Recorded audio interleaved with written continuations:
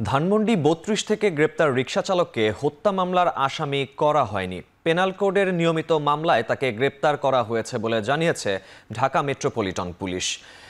১৫ August Dhanmondi ৩২ এলাকা হতে আজিজুর রহমান নামে এক ব্যক্তিকে আটক করা হয়। পরবর্তীতে ধানমন্ডি থানার এপ্রিল মাসে দায়েরকৃত একটি মামলায় আসামি হিসেবে ১৬ আগস্ট তাকে আদালতে প্রেরণ করা হয় বলেও বিজ্ঞপ্তিতে জানানো হয়।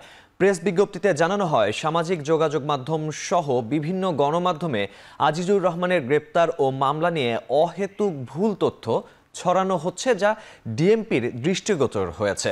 আজিজুর রহমানকে সন্দিগ্ধ আসামি হিসেবে আদালতে প্রেরণ করা হয়েছে, কিন্তু অনেকেই বিষয়টিকে হত্যা মামলা হিসেবে প্রচার করছেন, যা মিথ্যা ও উদ্দেশ্যমূলক বলে উল্লেখ করা হয় বিজ্ঞপ্তিতে।